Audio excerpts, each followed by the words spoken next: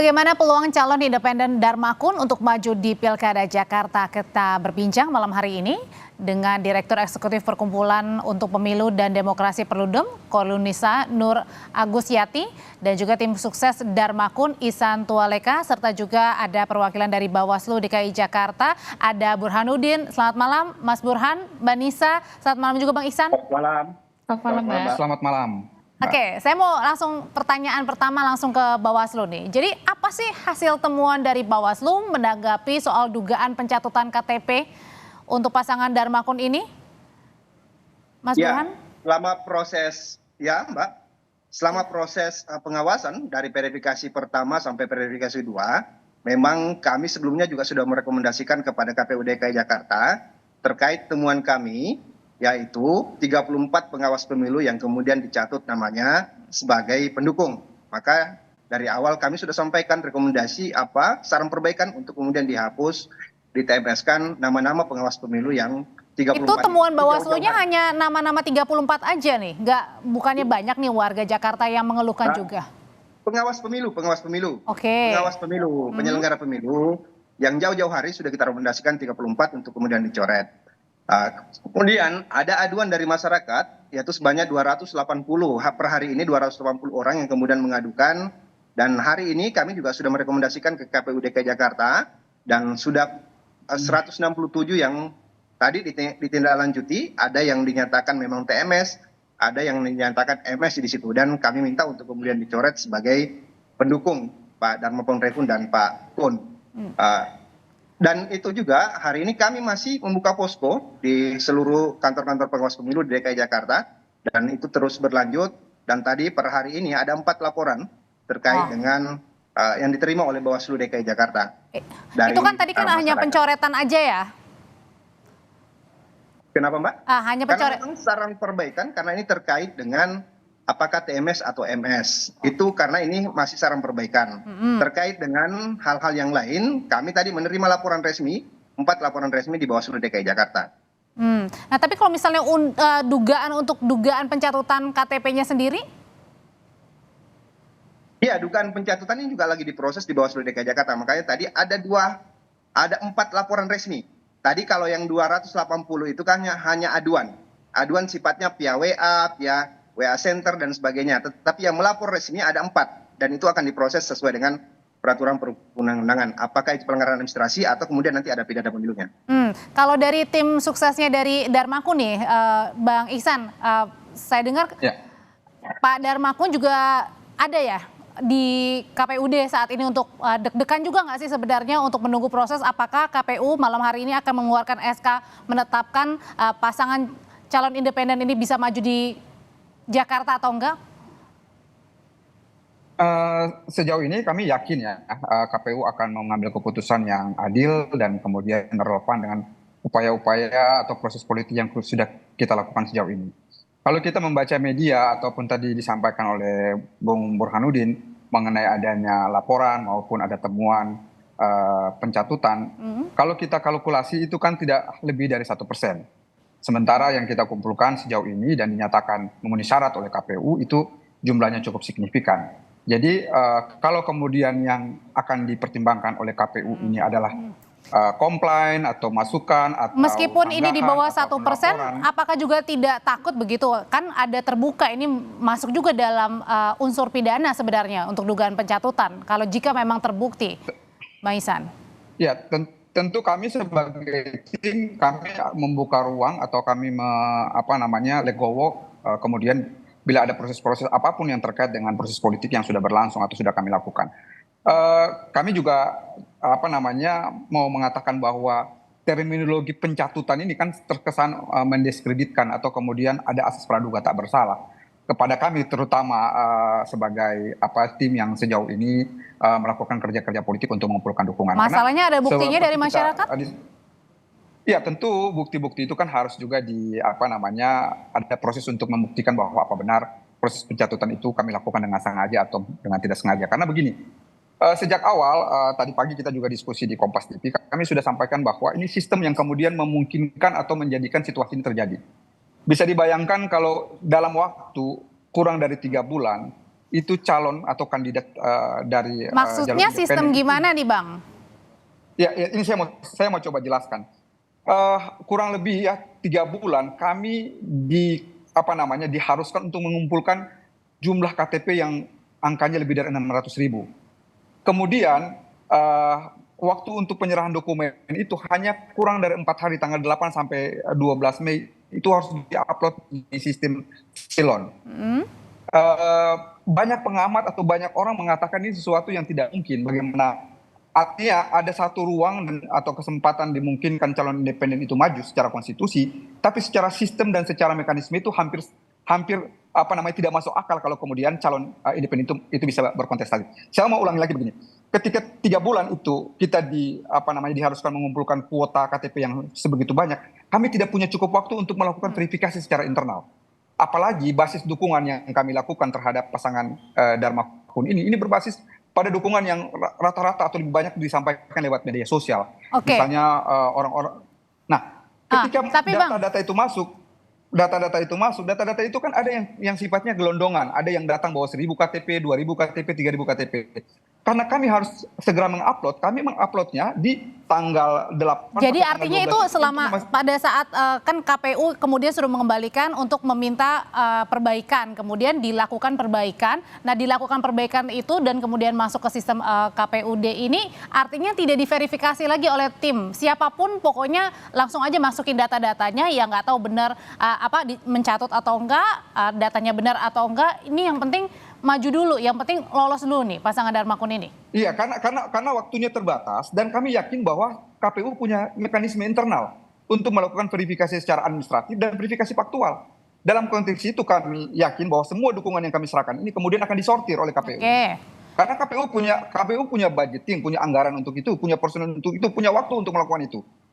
Dan ketika di verifikasi administratif itu ada yang dipinggirkan, kemudian di verifikasi faktual juga ada dipinggirkan. Dan kemudian KPU menyimpulkan bahwa angka yang terakhir itu disepakati sebagai memenuhi syarat, itulah yang kemudian menjadi landasan KPU memutuskan bahwa kita memenuhi syarat. Tahan dulu sampai di situ. Hari ini, tahan dulu sampai situ ya Bang ya.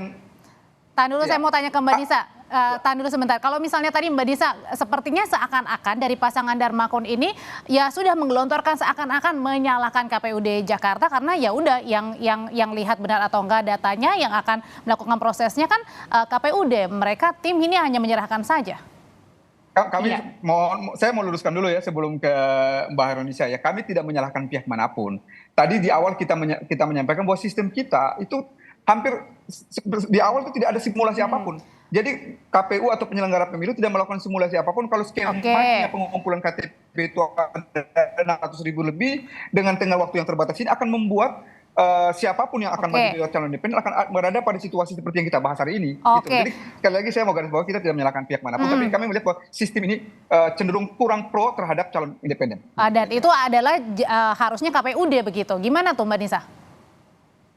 Ya, pertama yang mau saya sampaikan adalah kalau terkait dengan calon perseorangan, memang pertama ada permasalahan dari sisi syaratnya ya. Syaratnya kan memang kita tahu 6,5 sampai 10%. Itu syarat yang sangat sulit untuk maju calon perseorangan. Daerah sebesar DKI Jakarta kan harus mengumpulkan 618.000 lebih ya Mas ya. Dan itu angka yang luar biasa besar gitu. Sulit sekali untuk maju calon perseorangan. Dan sebetulnya hadirnya calon perseorangan ini kan di satu sisi bisa menjadi alternatif. Nah tapi di sisi yang lainnya ini juga ada persoalan tata kelola. Data dukungan yang disampaikan itu juga harus dilakukan, diserahkan, dan diverifikasi secara patut. Jadi misalnya tadi tim pasangan calon sudah menyerahkan, sudah mengupload di Silon gitu ya, karena kan harus dimasukkan ke dalam Silon. Nah KPU DKI ya, KPU ya itu kan punya tugas untuk melakukan verifikasi. Verifikasinya secara administrasi dan secara faktual. Nah, ini kan bukan sekedar mengumpulkan KTP-nya saja, Mbak, tapi orang yang mendukung itu juga tanda tangan surat pernyataan. Nah, ketika diverifikasi faktual itu dilakukannya secara sensus, bukan hanya sampel. Nah, makna dilakukan verifikasi secara sensus kan didatengin satu-satu. Jadi penyelenggara pemilu itu ya memang harus ngecek satu persatu 618.000 orang itu. Dicek satu-satu. Jadi ini permasalahannya di KPU-nya ini dilakukan secara akurat. Ya saya melihatnya ada di situ juga Mbak. Jadi ini bertumpuk ya masalahnya, yang ada persoalan tata kelola, di sisi yang lainnya, ketika publik merasa datanya diambil, kan juga ada persoalan tata kelola data pribadi kita yang buruk. Oke. Kita sudah tahu sama tahu lah, data kita ini udah di mana-mana gitu. Ini ketemu nih, seperti ketemu di satu titik nih, verifikasinya diduga tidak dilakukan secara akurat gitu ya, karena harus sensus. Kan harusnya ketika dilakukan verifikasi secara sensus, orang-orang yang merasa KTP-nya dicatut itu kan dia akan mengatakan, oh saya nggak pernah tanda tangan, saya nggak pernah kasih surat pernyataan, saya nggak pernah kasih KTP, harusnya itu dicoret. Nah proses itu terjadi nggak ketika proses verifikasi faktual yang dilakukan oleh KPU DKI Jakarta? Kalau itu dilakukan secara tepat, harusnya nggak ada nih rame-rame ratusan orang mengatakan, oh data saya dicatut gitu Mbak. Karena sudah melakukan proses verifikasi ya. Oleh karena itu dari Bawaslu sendiri, Mas Burhan, ini selanjutnya rekomendasi apa yang diberikan? Kalau tadi di bawah 1%, kemudian yang memberikan laporan ya mungkin hanya sedikit dari sekian banyak begitu ya KTP yang sudah diserahkan. Nah ini kan bukan masalah sedikit atau banyaknya yang menyatakan KTP-nya digugat begitu, tapi lebih kepada ini masuk dalam dugaan unsur tindak pidana. Penyalahgunaan ini KTP ini yang kemudian dicatut ujung-ujungnya. Ya, tadi selain saran perbaikan yang kita sudah sampaikan ke KPU DKI Jakarta dan hari ini sedang ditindaklanjuti di dalam rapat, juga tadi saya sampaikan ada 4 laporan yang sudah dilaporkan ke Bawaslu DKI Jakarta. Maka nanti di situ muaranya apakah dugaan pelanggaran administrasi atau kemudian pidana pemilu. Nanti di situ ada prosesnya. Dan yang menentukan ini adalah KPU melalui malam hari ini, nanti apakah kemudian akan menjadi mengeluarkan SK menetapkan pasangan Darmakun atau tidak? Ya, kalaupun kemudian KPU menetapkan mengeluarkan SK, maka proses di Bawaslu akan tetap berjalan. Proses dugaan administrasi atau kemudian dugaan pidana pemilu akan tetap berjalan di Bawaslu sesuai dengan peraturan perundang-undangan. Jadi kami akan tetap juga membuka posko pengaduan kepada masyarakat, juga membuka ruang untuk kemudian melaporkan ke Bawaslu apabila kemudian ada dugaan pelanggaran yang terjadi dalam proses ini. Itu terus kemudian kami juga sampaikan tadi di dalam forum. Tapi kalau gitu Mbak Nisa sebenarnya apa sih saran rekomendasinya? Nah saat ini kan KPUD ini bersama juga dengan Bawaslu kan masih melakukan rapat internal. Sebelum diketok palu, karena ini balik lagi ya bukan hanya masalah 1% berapa banyak yang kemudian melaporkan, tapi ini lebih kepada kok bisa data kita kemudian dipergunakan apalagi dicatut untuk ini nggak main-main untuk Pilkada Jakarta untuk memberikan kesempatan kepada si calon independen ini untuk maju di Jakarta.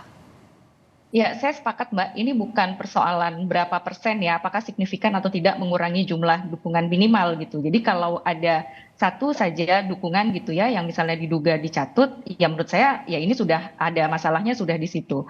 Nah sekarang kan akhirnya publik yang harus harus aktif gitu ya, harus cek namanya dicatut atau enggak, publik harus melakukan itu sendiri. Lalu tadi lapor, publik harus sendirilah mereka yang lapor. Dan saya rasa kita ya mungkin masyarakat familiar, masyarakat umum nggak familiar tuh dengan tata cara melapor ke Bawaslu gitu ya, harus ada formulir yang diisi, harus ada kronologis misalnya. Publik kita kan nggak familiar dengan hal-hal yang seperti itu gitu. Jadi akhirnya ini kita sebagai publik tuh harus dalam tanda petik ya melindungi diri sendiri. Sudahlah data kita nggak terlindungi gitu ya, kita tahu ya perlindungan data pribadi kita masih buruk.